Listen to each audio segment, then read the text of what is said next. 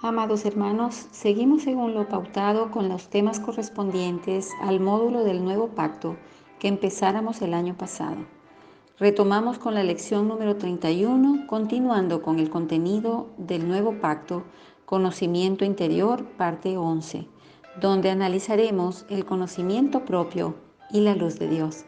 Esperamos que sea de bendición para sus vidas. Lección número 31. Contenido del nuevo pacto. Conocimiento interior, parte 11. El conocimiento propio y la luz de Dios. El camino al conocimiento propio. Jamás ha habido creyente alguno que haya hecho ningún progreso en la vida espiritual sin tener conocimiento propio. Además, el cristiano no podrá progresar espiritualmente más allá de lo que conozca. Conforme a la luz y no tan solo al conocimiento que reciba, así habrá de ser su vida. Nadie puede avanzar más allá de la luz que Dios le ha dado. La persona que ni se da cuenta de sus faltas, ni conoce su verdadera condición, nunca irá en busca de nuevas facetas, ni hará esfuerzos por avanzar. Una de las partes esenciales de la vida espiritual del creyente es juzgarse a sí mismo, teniendo en cuenta que su carne es inútil y que no es de fiar, porque solamente entonces confiará enteramente en Dios, andando en el Espíritu y no en la carne. Se puede decir que sin este juzgarse a sí mismo, la vida espiritual es imposible. Si no nos conocemos, ¿cómo podremos juzgarnos a nosotros mismos y recibir bendiciones espirituales? Al no percibir la corrupción de la carne como a Dios le gustaría que la veamos, nos hacemos totalmente incapaces de vivir una vida pura en el Espíritu Santo. Debido a la falta de conocimiento propio, nos iremos llenando inconscientemente de autoconfianza y dejaremos así de comprender lo que el Señor ha dicho, que separados de mí, nada podéis hacer. Juan 15:5. Aun cuando el Espíritu Santo nos es dado para ayudarnos en nuestra debilidad, dejamos de buscar su ayuda, puesto que no vemos nuestra debilidad. Por consiguiente, permanecemos en ella. Además, al no conocernos a nosotros mismos, nos volvemos tan engreídos que nos creemos ser superiores a los demás, con el resultado de que nos llenamos de orgullo, de lo que es más abominable a los ojos de Dios. Debido a la misma falta de conocimiento, tendremos también muchas deficiencias en nuestra vida diaria, deberes que quedarán incumplidos. Nos pondremos a hacer con la gente algunos tratos no correctos. Surgirá ausencia de amor en ciertas relaciones y habrá frecuentes manifestaciones de impulsividad, ansiedad y enemistad. Sin embargo, no nos damos cuenta de esto. Por consiguiente, puede entrar en nosotros la idea de estar satisfechos con nosotros mismos, pudiendo dar por resultado un deterioro ulterior. Es imposible hacer un estimado de la cuantía de las bendiciones espirituales que habremos perdido por no tener una plena comprensión de cuán perfecta y cuán preciosa es la salvación del Señor. El conocimiento propio es la primera condición para progresar, porque solo los que se conocen a sí mismos aspiran a tener cosas más excelentes, las mejores de Dios inclusive. Los que no se conocen a sí mismos no serán llenos del Espíritu Santo, porque no tienen ni hambre ni sed en su corazón. Sacamos por lo tanto la conclusión de que el conocimiento propio es absolutamente imperativo. ¿Proviene el conocimiento propio de la introspección? ¿A través de qué medios llega la gente del mundo a conocer sus propias faltas? Usando el método de introspección. Tratan de examinar su propia conducta recordando su pasado. En efecto, se vuelven hacia sí mismos para escudriñar las intenciones de su corazón y su conducta exterior. La introspección es lo que la gente generalmente llama examen de conciencia. Sin este ejercicio, no tienen ellos forma alguna de conocerse a sí mismos. Ahora bien, con frecuencia algunos creyentes dicen: me voy a examinar a mí mismo para ver si algo anda mal. Pero déjeme decirles que la tal introspección no es una obligación cristiana. Al contrario, es una gran decepción. Le ha hecho daño a muchos creyentes. Para demostrarles que la introspección no es una obligación cristiana, formularemos las siguientes preguntas. Primero, ¿se puede hallar en la Biblia algún encargo o algún mandato con respecto a la introspección? Segundo, ¿produce realmente la introspección conocimiento de sí mismo? Y tercero, ¿es provechosa la introspección? A continuación, desglosaremos cada una de estas preguntas. Primero, ¿hay en la Biblia algún encargo para hacer introspección? ¿Es verdad que la Biblia nunca encarga al creyente examinarse a sí mismo? Una vez, Griffith Thomas señaló que hay tan solo 2 pasajes en toda la Biblia donde se menciona el autoexamen, pero que cada uno de ellos tiene su alcance especial. Primera de Corintios 11:28 nos dice: por tanto, pruébese cada uno a sí mismo y coma así del pan y beba de la copa. Aquí ese pruébese a sí mismo no se refiere a que el creyente se vaya a examinar a sí mismo en busca de la santidad. Señala de modo particular el examen que debemos hacer de nosotros mismos con respecto al hecho de que reconozcamos el pan y la copa como el cuerpo y la sangre del Señor cuando nos acercamos a Él para comer ese pan y beber esa copa.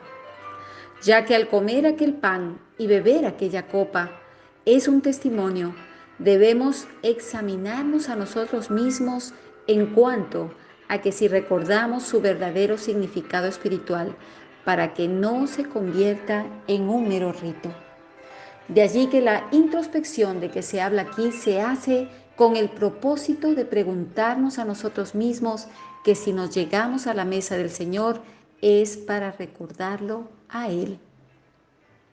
No nos está haciendo el llamado para que volvamos dentro de nosotros mismos y rebusquemos nuestras faltas con el fin de que podamos hacer progresos espirituales.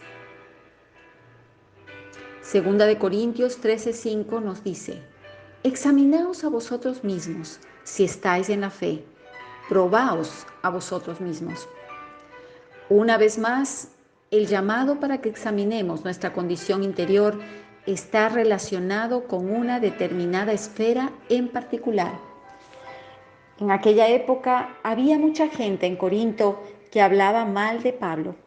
Hasta ponían en tela de juicio su condición de apóstol. Por eso Pablo les pidió que se examinaran a sí mismos para ver si estaban en la fe. Porque si lo estaban, entonces eso mismo constituía la prueba del apostolado de Pablo. Si Dios no lo hubiera llamado para que fuera apóstol a los gentiles, ¿cómo pudieron ellos, que están en Corinto, haber sido salvos? Puesto que Dios lo había llamado a predicar el evangelio a los corintios, ellos eran salvos, y esa salvación era una prueba de que Pablo era un verdadero apóstol. En el supuesto de que ellos no estuvieran en la fe, entonces él sería un falso apóstol. Así que la introspección de que se habla aquí no tiene que ver con un autoexamen efectuado en busca de la santidad. Es más bien un acto especial relacionado a una situación específica. Es para comprobar si hay fe. Sabiendo ahora que esos 2 pasajes se refieren solo a exámenes hechos en determinados asuntos, nos atrevemos a llegar a la conclusión de que la Biblia no encarga a los creyentes a que efectúen introspección alguna.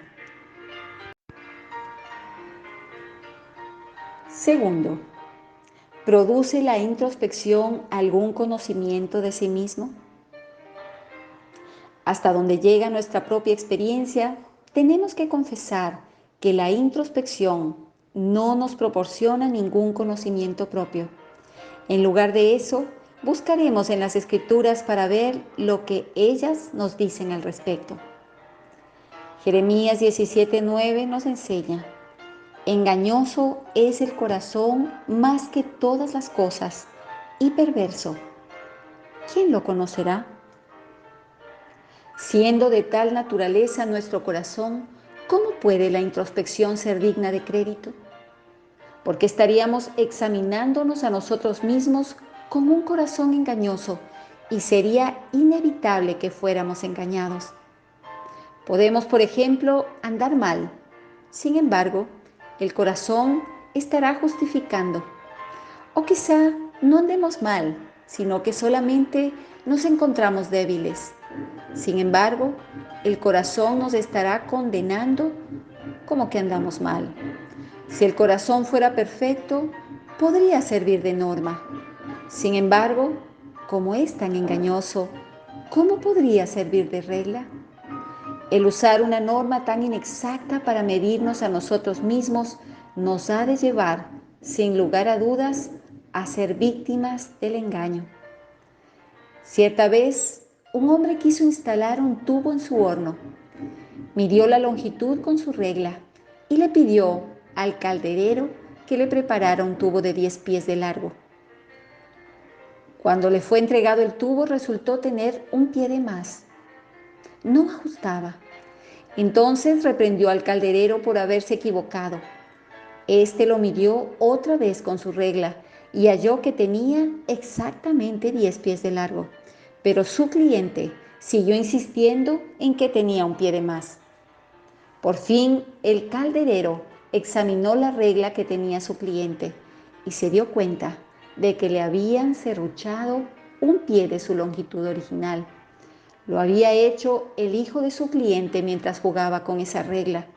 No en balde sucedía entonces que la medición siempre acababa por tener un pie de más. Nuestro corazón es como esa regla a la que se le ha serruchado un pedazo. No es una norma en que se pueda confiar.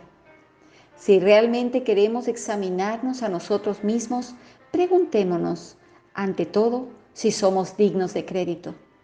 Nuestro yo es tan corrupto que Dios lo considera como algo no bueno. ¿Cómo podríamos emplearlo con propósitos de introspección? Mucha gente considera este ejercicio interior como una virtud, pero permítaseme diferir diciendo que eso es un gran error.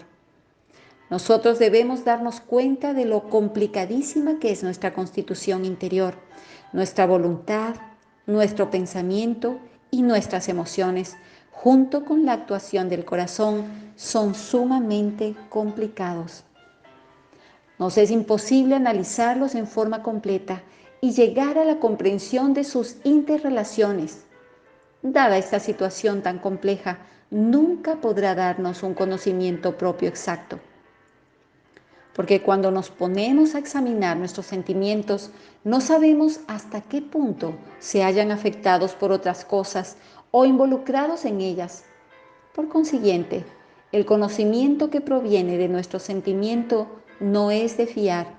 Algo que tenga la más leve influencia sobre nosotros puede alterar completamente nuestros sentimientos. Con frecuencia dejamos de hacer un juicio correcto sobre un determinado asunto o estamos faltos de un conocimiento exacto de nuestros motivos debido a la existencia de algún pecado oculto dentro de nosotros, de algún pensamiento equivocado o de otros innumerables pequeños impedimentos. La misma complejidad e inestabilidad de nuestro ser son causa de que seamos inexactos en nuestras opiniones. Como resultado, a veces nos encontramos con paradojas como estas. Una persona puede ser bastante fuerte en cierta materia y sin embargo no darse cuenta de ello y hasta sentirse débil en cuanto a la misma. Por otra parte, esa persona puede ser muy débil en otro asunto y sin embargo estar totalmente inconsciente de ello y creerse fuerte a pesar de todo. Estos son casos comunes, pero nos demuestran claramente una cosa, que a pesar de toda la introspección que se haga, no se logra un verdadero conocimiento propio. Tuve un amigo que cuando se convirtió hablaba con frecuencia del amor cristiano. Él se consideraba lleno de amor. Pero ¿quién iba a pensar que en su propio hogar él no se hallaba reconciliado en absoluto con su esposa? ¿Creen ustedes que su autoexamen fue digno de crédito? Si nuestro yo no es digno de fiar, nuestra introspección será completamente inútil. El Salmo 19:12 nos enseña: ¿quién podrá entender sus propios errores? Nadie puede. Por nosotros mismos no podemos llegar a conocer con exactitud nuestras faltas. Tercero, ¿es provechosa la introspección? La Biblia no solo carece de mandato alguno en cuanto a la introspección, sino que además nuestra propia experiencia nos dice lo imposible que es la misma. Por lo que a la vida espiritual se refiere, la introspección es muy perjudicial. Puede producir una de estas dos consecuencias. Si el fruto de tal experiencia no es el autocontentamiento, entonces será la desesperación. Autocontentamiento por considerarse a sí mismos como bastante buenos después de haber hecho ese autoexamen. Desesperación por verse a sí mismos llenos de defectos. No habrá una tercera consecuencia. Hebreos 12:2 nos invita a poner los ojos en Jesús. En el original griego hay algo más que da a entender el prefijo que lleva el verbo de esta cita, y es alejarse, apartarse. La idea es que antes de fijar los ojos en Jesús, uno debe apartar la vista de lo que no debe mirar. Nuestra vida espiritual se basa en el hecho de mirar a Jesús y no de mirar a nuestro propio interior. Si desobedecemos el mandato de la Biblia, mirando a nuestro propio interior, en vez de apartar la vista de todo y mirar solo a Jesús, nuestra vida espiritual se verá grandemente perjudicada. Se ha dicho antes que el autoanálisis, que consiste en analizar uno sus propios sentimientos, sus propias intenciones y sus propios pensamientos, es perjudicial. Griffith Thomas dijo en cierta ocasión que había una máxima muy famosa en sus días, la cual decía que si uno quería mirarse a sí mismo una vez, entonces debía mirar a Cristo 10 veces. Permítanme alterar esto diciendo que uno debe mirar a Cristo 10 veces y no mirarse a sí mismo ni siquiera una vez. Hace 2 años leí una fábula acerca del ciempiés y la rana. En medio de la conversación, la rana le preguntó al ciempiés: teniendo tú tantos pies, ¿de qué manera caminas? Cuando caminas, ¿cuál de tus 100 pies mueves primero? Así pues, el ciempiés trató de averiguar cuál de sus pies movía primero, pero por mucho trató y no pudo mover hacia adelante ni uno solo de sus pies. Llegó a disgustarse tanto que dijo: eso a mí no me preocupa, me voy. Sin embargo, antes de que pudiera hacer cualquier movimiento, estaba pensando otra vez en cuál de sus pies iría a mover primero. Se encontraba así completamente paralizado. Un rato después, la luz del sol irrumpió a través de las nubes. Cuando el ciempiés vio la luz, su corazón quedó tan cautivado con ella que simplemente echó a correr hacia esa luz. Quedó atrás su preocupación en cuanto al orden del movimiento de sus pies. Estaba en realidad moviéndose hacia adelante. Esta fábula puede servirnos de espejo en cuanto a nuestra vida cristiana. Cada vez que nos ponemos a mirarnos a nosotros mismos, quedamos inmovilizados sin poder avanzar, Pero si miramos la luz de Dios, inconscientemente habremos de movernos hacia adelante. Nuestro fallo consiste en pensar demasiado en nosotros mismos, sea que recordemos nuestras virtudes o que recordemos nuestras derrotas. Las dos cosas impiden que Cristo se manifieste plenamente en nuestra vida. El camino que conduce a la victoria no es el estar analizándonos continuamente, sino el tener apartada nuestra vista para dirigirla hacia Jesús. No es el estar recordando los malos pensamientos, sino el estar rememorando los buenos. No es el deshacernos de lo que es nuestro, sino el dejar que Cristo nos llene de tal manera que olvidemos todo lo que es nuestro. Apenas nos ponemos a enfocar nuestra memoria en nosotros mismos, dejamos de avanzar. La Biblia no nos exhorta a que reflexionemos sobre cómo somos nosotros, sino que por el contrario, nos insta a que corramos teniendo apartada nuestra vista para dirigirla hacia Jesús. Si nos ponemos a examinarnos a nosotros mismos, nos encontraremos perdidos en la niebla. Si dirigimos la vista hacia Jesús, sin duda alguna, correremos bien.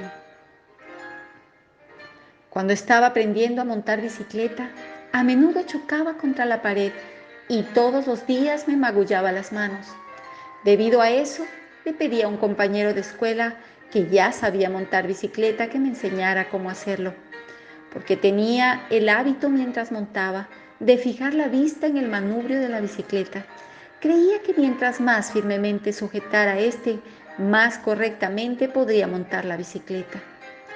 Lo que me intrigaba era que mientras más miraba el manubrio, porque quería que mis manos estuvieran firmes, más me temblaban las manos y más fuera de control corría la bicicleta. Mi compañero de escuela me indicó en qué radicaba mi error, en que yo estaba mirando el manubrio de la bicicleta en vez de apartar la vista y mirar la carretera. Esto explicaba por qué cada vez que yo montaba andaba torcido y por qué mi bicicleta siempre chocaba contra las paredes. Si yo quería montar correctamente y sin dar contra ninguna pared, mis ojos debían mirar siempre la carretera que tenía por delante. ¿No es esto cierto también con respecto a nuestra vida? Si nos miramos a nosotros mismos, seremos, sin duda, derrotados. Siempre debemos mirar hacia adelante.